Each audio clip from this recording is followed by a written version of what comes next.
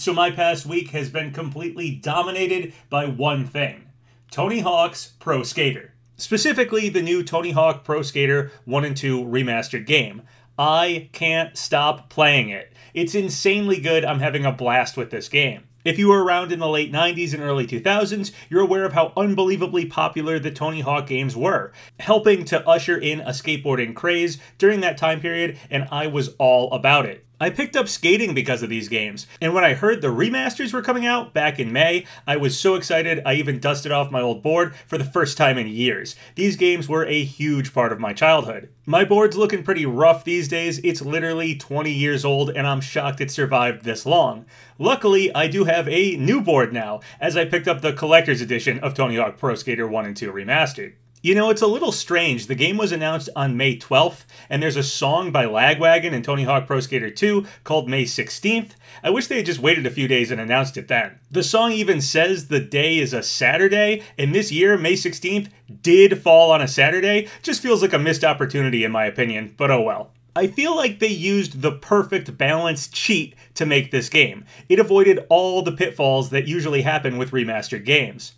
Oftentimes, either the game is too similar to the original and not different enough to really warrant a remaster, or the game strays too far from the original and doesn't really capture that nostalgia. In both of those instances, many remasters just make me wish I was playing the original instead. However, that is not the case here with Tony Hawk Pro Skater 1 and 2 Remastered. They landed this one perfectly. It's extremely nostalgic from the returning soundtrack, the skaters, and the parks, but also it's been long enough that the upgraded graphics feel really necessary these days. That said, there's also enough new things going on in this one to keep it fresh, and not just feel like I'm retreading the old game. Somehow, they nailed the balance here. Every time I've picked up the controller this week, it feels like it's 1999 again, and not only am I playing Tony Hawk Pro Skater, it feels like I'm playing it for the first time again, discovering this amazing game. Also, these controls were found in the game files, so hopefully the game will be coming to Switch eventually. Alright, so I can go on about this game all day, but I don't want to do a review here. Instead, I want to talk about a Smash subject I rarely touch upon: fourth-party characters. Sakurai has essentially made one true rule as far as Smash characters go. They must have originated from video games, so no characters whose origins are from some other form of media. I honestly agree with this rule. If a fourth-party character were added to Smash, it would be a Pandora's box, ushering in requests for all sorts of characters, and likely Smash would lose what it's all about: video games. For instance, when we got Snake and the door was open for third-party characters, suddenly the overall pool of possible characters became much larger, and the chances for first-party Nintendo characters to make the cut became slimmer. Fourth-party characters would add an even bigger pool of potential Smash fighters, and the chances of getting gaming characters at all would diminish. So while I don't want this fourth-party rule to ever be broken, it is fun to think about, and there are a few potential characters out there I could see myself being cool with in Smash.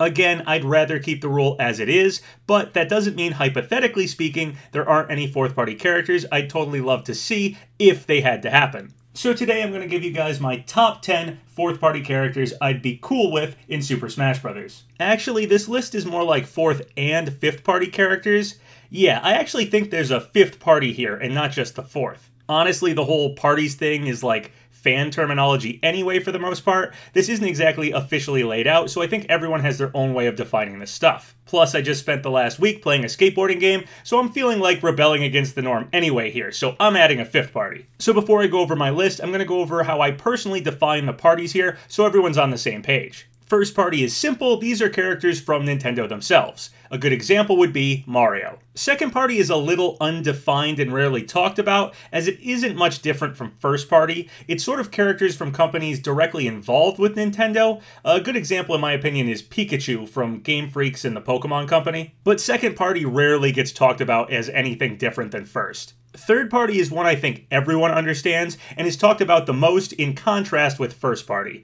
These are characters from other companies. A good example is Sonic the Hedgehog from Sega. Okay, so after that we get into the stuff that isn't in Smash. The stuff that Sakurai's one rule is about: fourth-party characters.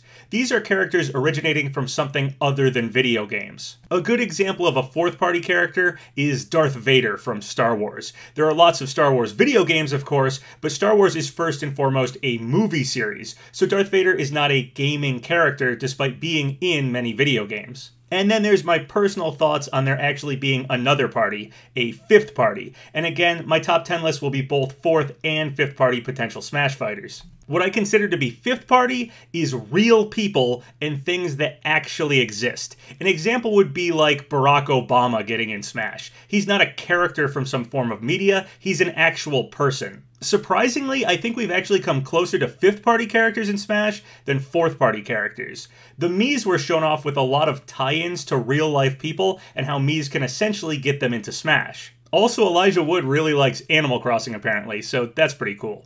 One strange thing to add when talking about things that actually exist is Rob. Rob isn't a video game character. He's an NES peripheral that actually physically exists. And yet Rob is in Smash. Obviously, he's a piece of video game hardware, so arguably, despite not being on the TV screen itself, he's still from video games. It's an odd circumstance for sure with Rob. Okay, so with all that said, let's go over my top 10 fourth and fifth party characters for Super Smash Bros. That I'd be cool with. First off, an honorable mention spot goes to the Teenage Mutant Ninja Turtles. I'm a big fan and have been since I was a kid and used to hang out with Leonardo. Honestly, I loved the TMNT games growing up. The Konami arcade game is an absolute classic, but the Turtles just didn't make the cut on my top 10 list. I like them and their games more than some of the characters that did make the cut here, but I just don't see a strong enough history with gaming itself to earn them a spot. Sorry guys. Alright, so let's start the countdown. Coming in at number 10 is a highly requested choice I often see on fan lists as far as fourth party Smash characters go. Goku from the Dragon Ball series. I'm a huge DBZ fan, but Goku just barely made this list for me.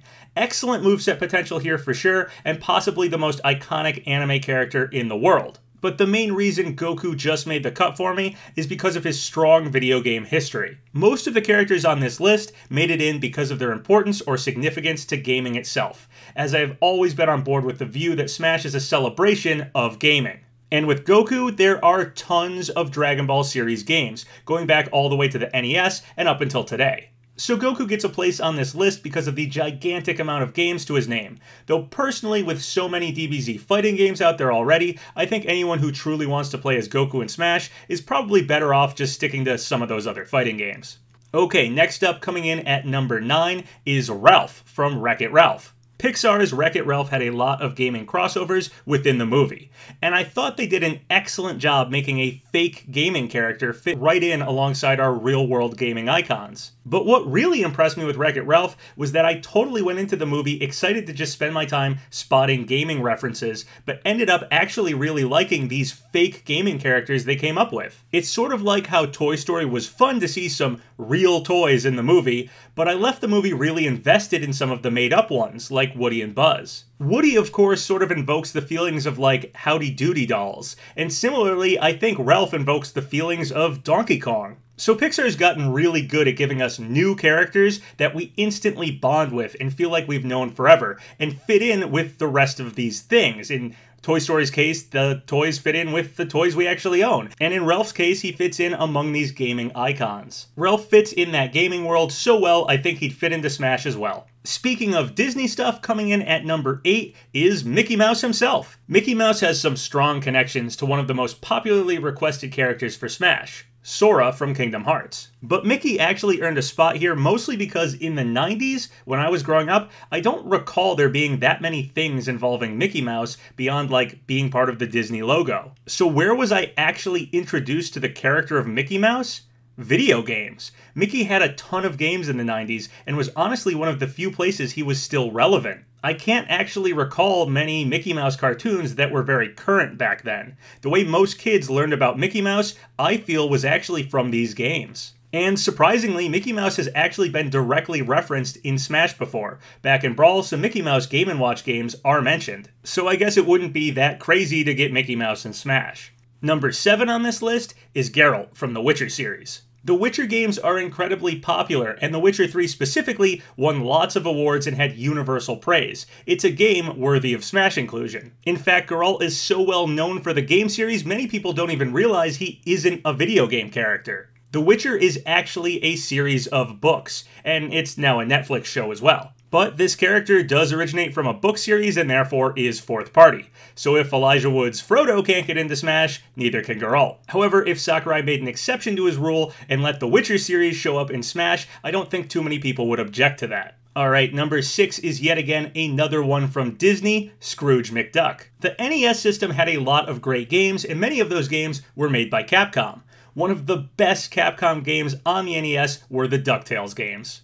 Most cartoon and movie tie-in games were terrible back then, but the DuckTales managed to not only not be a bad game, it's one of the best games on the NES. The games were even so good they got a remaster fairly recently. A lot of the reason the game is so good is thanks to this really unique hopping on a cane mechanic Scrooge McDuck has. We've even seen Cranky Kong copy this one recently. Scrooge could have a really interesting moveset with that. The game is as much a classic as many other fondly remembered NES games, so Scrooge scored pretty high on this list for me. At number 5, we have Popeye. Now, Popeye isn't a cartoon I'm particularly connected to, and the Popeye games out there haven't been anything too special, but Popeye does have a very unique place in gaming history. The original concept for Donkey Kong, you know, the game that basically put Nintendo on the map and started the whole Mario series, was supposed to be a Popeye game before Nintendo lost the rights. Miyamoto kept the game concept and just used his own characters instead of the Popeye characters, and the rest is gaming history.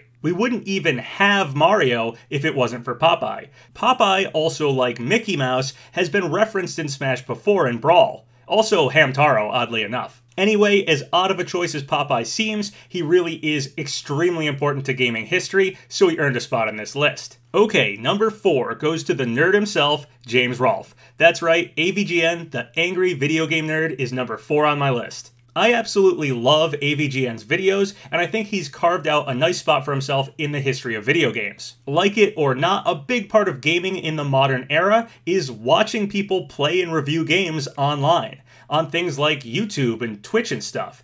AVGN pioneered this whole internet gaming watching craze. I worked at a retro gaming store for 5 years and literally watched old, terrible video games shoot up in price just because AVGN had reviewed them. If there's any real-life gamer out there I think has earned the right to be in Smash, I think it's the nerd. We are down to the top 3 now. Coming in third is James Bond. Bond gets the number 3 spot from me because of one game, GoldenEye for the N64. If you were a kid when this game came out, you know why James Bond scored high on this list.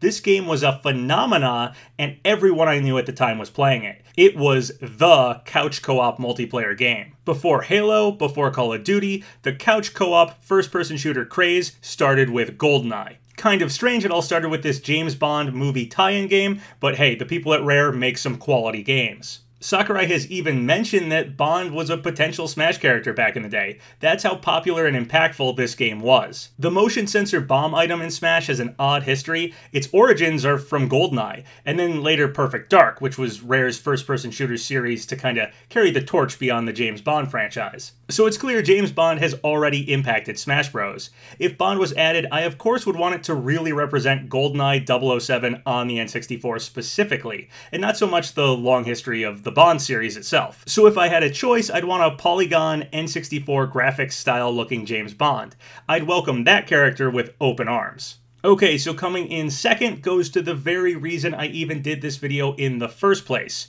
Tony Hawk. I already talked a lot about Tony at the start of this video, so I'll try to keep this short. Basically, the Tony Hawk games are such a huge part of gaming for so many people, and I think they are almost a genre of gaming in themselves. I'd love to see them repped in Smash. Not to mention the moveset and playstyle potential for Tony Hawk skateboarding around a Smash match is crazy. I'd love to see how Sakurai would incorporate that into a moveset. Tony Hawk is a skateboarding legend, but honestly at this point, he's a gaming legend as well, and that's why I think he's more than earned a spot in Super Smash Bros. So if Tony Hawk didn't make my number 1 spot, who did? Coming in at first place is someone from one of my all-time favorite Nintendo games. That's right, Nintendo games. How can that be, you ask? Well, it's Mike Tyson. Back in the day, I only had a handful of NES games. I had Mario, Zelda, a few others, but one of my favorites back then was Punch-Out! Mike Tyson's Punch-Out! To be specific. His name was in the title of one of my all-time favorite Nintendo games.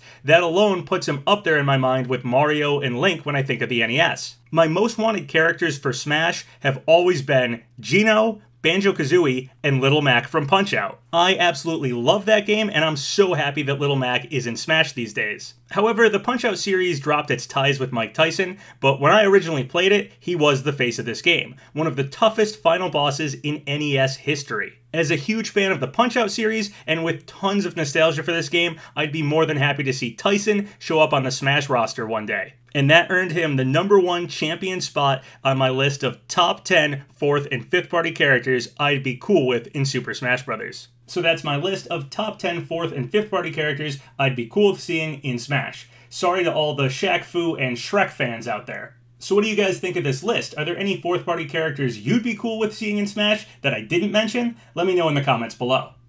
So once again, thank you guys for all the subscribes, all the likes. It really helps out the channel. So if you haven't subscribed yet, go ahead and do so, or like the video, or leave a comment, whatever you want. Until next time, have a good one.